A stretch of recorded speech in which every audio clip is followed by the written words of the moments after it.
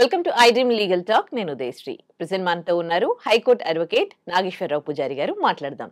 Hello అండి, welcome to our studio. భార్యలు చాలా మంది భర్త పైన అలాగే వాళ్ళ పేరెంట్స్ పైన 498A సెక్షన్ కింద కేసు ఫైల్ చేసినప్పుడు వాళ్ళ ఇంట్లో అంటే భర్తకి సంబంధించిన అక్క చెల్లెళ్ళు కజిన్స్ ఎవరైనా ఉంటారు కదా, వాళ్ళకి సంబంధం ఉండదు, వాళ్ళు మ్యారేజ్కి వచ్చి వెళ్ళిపోతారు. కానీ 498A సెక్షన్ కింద వాళ్ళపైన కూడా కేసులు నమోదవుతాయి. మనం చాలా చూసినాం, చాలా మంది సఫర్ అవుతున్న వాళ్ళు, కోర్టుల చుట్టూ తిరుగుతూ ఉన్న వాళ్ళు. మరి వాళ్ళకి ఎట్లాంటి ప్రొటెక్షన్స్ ఉన్నాయి? అంటే జనరల్గా ఎప్పుడైనా ఏమైంది అంటే ఏంటంటే భార్యాభర్తలకు ఏదైనా గొడవలు అయినప్పుడు భర్త కొన్ని సందర్భాలలో, అన్ని సందర్భాల్లో కాదు, కొన్ని సందర్భాల్లో భర్త ఎప్పుడన్నా హరాస్మెంట్ చేసినప్పుడు కానీ మనకు వీళ్ళు అమ్మాయిలు వెళ్ళి మనకు పోలీస్ స్టేషన్లో, మహిళా పోలీస్ స్టేషన్ కావచ్చు లేదా జనరల్ పోలీస్ స్టేషన్ కావచ్చు, అక్కడ వీళ్ళు 498 అనే కేసు అనేది పెట్టడం జరుగుతుంది. 498 కేసు అంటే ఏంటి అంటే భర్త కానీ లేదా భర్త యొక్క తల్లిదండ్రులు కానీ లేకపోతే భర్త యొక్క అన్న చెల్లెల్లో అక్క చెల్లెళ్ళు కానీ అన్నదమ్ములు కానీ ఈమెని ఫైనాన్షియల్గా కానీ మానసికంగా కానీ లేకపోతే శారీరకంగా కానీ ఇబ్బంది పెడితే ఆమె వెళ్ళి పోలీస్ స్టేషన్లో కంప్లైంట్ ఇస్తుంది. దీన్ని 498 అంటుంది. సో ఈ 498 పెట్టేటప్పుడు ఏమైంది అంటే ఏంటంటే అమ్మాయి ఏం చేస్తుంది అంటే వాళ్ళ మీద నిజంగా హరాస్మెంట్ ఉన్నా కూడా, కొన్ని సందర్భాలు లేకున్నా కూడా సతాయించడానికి, వాళ్ళని ఇబ్బంది పెట్టడానికి భర్తతో పాటు తల్లిదండ్రుల్ని ప్లస్ ఇంకా వాళ్ళ అక్క చెల్లెలు ఎవరైనా ఉన్నా లేకపోతే వాళ్ళ అన్నదమ్ములు ఎవరైనా ఉన్నా వీళ్ళందరి పేర్లు పెట్టేస్తారు. అంటే భర్త కుటుంబ సభ్యులు ఎంతమంది ఉంటే అంతమంది పేరు పెడతారు. చాలా సందర్భాలలో, అంటే ఇప్పుడు జరుగుతున్న సిచ్యువేషన్లో ఏంటంటే చాలా సందర్భాలలో భర్త యొక్క అక్క చెల్లెలు కానీ లేకపోతే అన్నదమ్ములు కానీ వాళ్ళు పెళ్లి చేసుకుని వెళ్ళిపోవడమో, వేరే కాపురం పెట్టడమో, వేరే స్టేట్లో కానీ వేరే దేశంలో కానీ ఉండడం జరుగుతుంది ఎక్కువ. అయినా కూడా వాళ్ళకి సంబంధం లేకున్నా కూడా కావాలని వీళ్ళ పేర్లు పెడుతుంటారు చాలా మంది. జనరల్గా ఏంటంటే వీళ్ళందరూ అడిగే క్వశ్చన్ ఏంటి అంటే, సార్ ఇప్పుడు మాకు సంబంధం లేదు సార్, మేము పెళ్లి చేసుకుని వెళ్ళిపోయినాము, మేము ఎక్కడో కాపురాలు చేసుకుంటున్నాం సార్ అని, లేకపోతే మేము జాబ్ కోసం వేరే ఊరికి పోయినాం అక్కడ నివసిస్తున్నాం అని. కొంతమంది అయితే అసలు మేము కంట్రీలోనే లేము సార్, అసలు మేము దేశంలో మేము బతుకుతున్నాం సార్ ఇక్కడ, సో మా పేర్లు పెట్టింది, మాకు లీగల్ ప్రొసీడింగ్స్ అనేది చాలా కష్టం అవుతున్నాయి సార్ అనేది ఒక పాయింట్ దీంట్లో చాలా మందికి. ఓకే, సో వాళ్ళు చాలా సఫర్ అవుతున్నారు డ్యూ టు దట్ మనకు చట్టంలో ఉన్న ప్రయోజనం వల్ల వాళ్ళు చాలా సఫర్ అవుతున్నారు, వాళ్ళకి సంబంధం లేకున్నా కూడా. కాకపోతే ఏంటంటే ఇప్పుడు 498Aలో సంబంధం లేని వ్యక్తులను పెట్టినప్పుడు దాని మీద కనుక కొద్దిగా అవగాహన పెంచుకుంటే మీకు ఆ ప్రొసీడింగ్స్ అనేవి చాలా ఈజీ అయ్యే అవకాశం ఉంటుంది. ప్రొసీడింగ్స్ అనేటివి చాలా ఈజీ అయ్యే అవకాశం ఉంటుంది.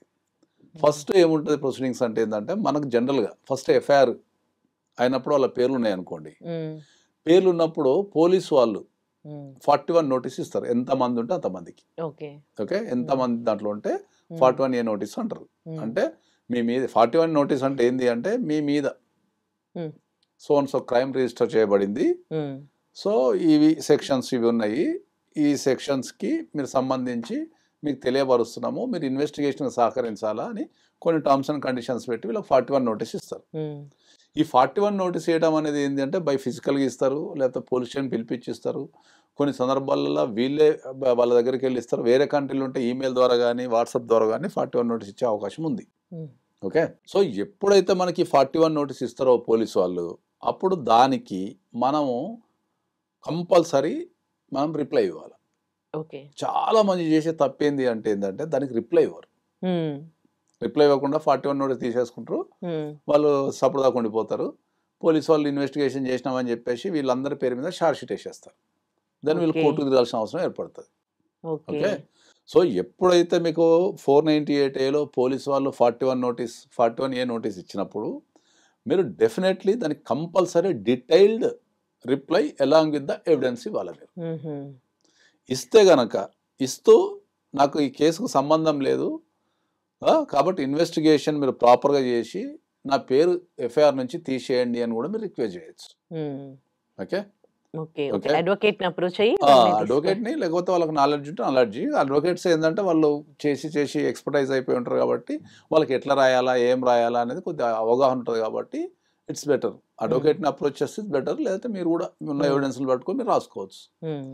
సో ఎప్పుడైతే మీకు 498 పడి మీరు ఇన్వెస్టిగేషన్ ఆఫీసర్తో రెగ్యులర్గా టచ్లో ఉండి మీరు ఒక మంచి పర్ఫెక్ట్గా కౌంటర్ తయారు చేసుకొని ఏమైనా ఎవిడెన్స్ ఉంటే దానికి అటాచ్మెంట్ చేసి మీరు పోలీస్ స్టేషన్లో సబ్మిట్ చేస్తారో అప్పుడు మీరు పేరు తీసేసే అవకాశాలు చాలా ఎక్కువ ఉంటాయి. ఓకే, ఇది ఫస్ట్ రెగ్యులర్గా జరిగే తప్పు ఏంటంటే 498 పడ్డప్పుడు మీకు చాలామంది 41A నోటీస్ తీసుకొని కూర్చుంటారు తప్ప దానికి సరైన చర్యలు తీసుకోరు. చాలామంది 80% ఆఫ్ ద పీపుల్ తీసుకోరు. అదొక స్టేజ్. అది అయిపోయిన తర్వాత కూడా లేదు, ఇన్వెస్టిగేషన్ ఆఫీసర్ సాటిస్ఫై కాలేదు, ఓకే లేదు మీరు పేరు పెడుతున్నా తీసేస్తున్నా అన్నప్పుడు మీరు ఎఫ్ఐఆర్ మీదనే మీరు హైకోర్టుకి వెళ్ళి క్వాష్ పిటిషన్ వేసుకునే అవకాశం ఉంటుంది. ఎఫ్ఐఆర్ మీద హైకోర్టుకి వెళ్ళి ఇవి సేమ్ తీసుకెళ్ళి హైకోర్టులో పెట్టేసి నన్ను ఇది స్క్వాష్ చేయండి, నాకు సంబంధం లేదు అని మీరు వేసుకోవచ్చు. ఓకే, అక్కడ మళ్ళీ రెండో ఛాన్స్ మీకు. అక్కడ కూడా కోర్టు పరిశీలించి మీకు స్టే ఇవ్వటం కానీ లేకపోతే పేర్లు తీయటం కానీ చేస్తారు. సో ఫస్ట్ స్టే ఇస్తారు, తర్వాత సెకండ్ లెవెల్లో మీకు పేర్లు తీసేసే అవకాశం ఉంటుంది. సో అక్కడ అయిపోతుంది. సో ఏదన్నా కారణం వల్ల అక్కడ కూడా పేరు పోలేదు అనుకుందాం సపోజ్, తర్వాత పోలీసు వాళ్ళు ఛార్జ్ షీట్ వేస్తారు, అంటే ఫైనల్ రిపోర్ట్ వేస్తారు. ఫైనల్ రిపోర్ట్ మీద డెఫినెట్లీ మీరు మళ్ళా హైకోర్టుకి వెళ్ళే అవకాశం ఉంటుంది ఫైనల్ రిపోర్ట్ మీద. అంటే కొన్ని సందర్భాలలో ఎఫ్ఐఆర్ మీద స్క్వాష్ కాకపోవడానికి కొన్ని సందర్భాల్లో తేడా ఏంటంటే ఇన్వెస్టిగేషన్ జరుగుతుంది కదా. సో ఇన్వెస్టిగేషన్ జరగనియండి, జరిగిన తర్వాత చూద్దాం, ముందే ఇప్పుడు మీరు ఇన్వెస్టిగేషన్ జరుగుతుంటే మధ్యలో వచ్చారు కదా అనే అవకాశాలు కొన్ని సందర్భాలలో ఉంటాయి. మ్యాక్సిమం స్క్వాష్ అయ్యే అవకాశాలు, సంబంధం లేనప్పుడు స్క్వాష్ అయ్యే అవకాశాలు ఎక్కువ ఉంటాయి. ఇన్వెస్టిగేషన్ జరుగుతుంది కానీ సందర్భాలు ఉంటాయి కాబట్టి ఇన్వెస్టిగేషన్ ఇక్కడ పూర్తి అయిపోయిన తర్వాత వేసేది ఛార్జ్ షీట్.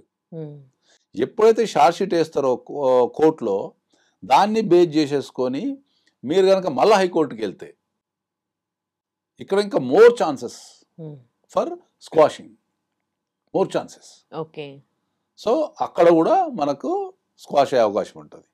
అది అయిపోయిన తర్వాత ఒకవేళ ఇంకా ఏదైనా కారణం వల్ల కనుక అక్కడ కాలేదు అనుకుందాం సపోజ్, అగైన్ మళ్ళీ మీరు కింది కోర్టుకు వచ్చి మీరు డిశ్చార్జ్ పిటిషన్ వేసుకోవచ్చు. మళ్ళా డిశ్చార్జ్ పిటిషన్ వేసుకోవచ్చు, వచ్చి సార్ ఇది నాకు ఈ కేసుకు నాకు సంబంధం లేదు, నా పేరు తీసేయండి అని చెప్పి మళ్ళీ మీరు కింది కోర్టులో డిశ్చార్జ్ చేసుకోవచ్చు. ఎప్పుడైనా సరే ఒక సంబంధం లేని వ్యక్తుల మీద 498 పడ్డప్పుడు మనకు మొత్తం 4 రకాల ఆప్షన్స్ ఉంటాయి చట్టపరంగా. మీరు కోర్టుకి వెళ్లకుండా, ఓకే మీ దగ్గర కనుక ఒక మంచి అడ్వకేట్ కనుక ఉంటే మీరు కోర్టుకు వెళ్లకుండా ఈ భూప్రపంచంలో ఎక్కడున్నా సరే ఇంట్లోనే కూర్చొని ఇవన్నీ ఎక్సర్సైజ్ చేయొచ్చు. ఇంట్లోనే కూర్చొని ఎక్సర్సైజ్ చేయొచ్చు, కోర్టుకి వెళ్ళాల్సిన పని లేదు. ఫస్ట్ మీరు letter to the investigation officer along with reply along with evidence, అక్కడ ఛాన్స్. ఒకవేళ ఏదైనా కారణంలో అక్కడ కాలేదనుకో అగైన్ ఎఫ్ఐఆర్ మీద హైకోర్టుకి వెళ్తాం, హైకోర్టుకి వెళ్ళి అక్కడ అడుగుతాం. అక్కడ ఏదైనా కారణం వల్ల నీకు ఇన్వెస్టిగేషన్ పెండింగ్ ఉంది తర్వాత చూద్దాం అన్నప్పుడు మళ్ళీ ఛార్జ్ షీట్ మీద మళ్ళీ మీరు స్క్వాష్ చేసుకోవచ్చు. ఛార్జ్ షీట్ మీద కూడా ఏదైనా కారణం వల్ల కాకపోతే మళ్ళీ కింది కోర్టుకు వచ్చి మళ్ళీ డిశ్చార్జ్ చేసుకోవచ్చు. ఇన్ని ఫెసిలిటీస్ మీరు కోర్టుకు రాకుండా మీరు మాక్సిమం ఇంట్లో కూర్చొనే మీ త్రూ మీ అడ్వకేట్ ద్వారా మీరు ఇవన్నీ ఎక్సర్సైజ్ చేసుకోవచ్చు. అవగాహన కంప్లీట్ అవగాహన లేదు, ఏం చేయాలో తెలియక చాలా మందికి అర్థం కాక అవుతుందా అని కాదా అని ఈ కన్ఫ్యూజన్ తో ఉంటారు. నేను ఏం చెప్తా, మీ మీద ఒక్కసారి ఎఫ్ఐఆర్ అయితే ఇవన్నీ ట్రై చేయండి, మీకు డెఫినెట్లీ మీకు 100% మీకు ఏదో ఒక దగ్గర న్యాయం జరిగే అవకాశం ఉంటుంది. Right. Thank you so much. And for more videos, please subscribe to iDream. Please subscribe to iDream. Please subscribe iDream. And please subscribe to iDream. For more videos, subscribe to iDream. please like, share and subscribe to the channel. Congratulations, iDream. Subscribe to iDream. Subscribe to iDream. So subscribe to iDream Media. iDream ki iDream team अंदर की huge congratulations. Please subscribe iDream Media. Please subscribe to iDream. Subscribe iDream. Please subscribe to iDream.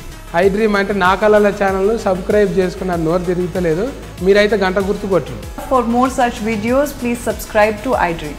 Subscribe to iDream. Please subscribe to iDream. Please subscribe iDream Media. Please do subscribe to iDream. Please subscribe to iDream Media. For best entertainment and information, please subscribe iDream. And don't forget to subscribe to iDream.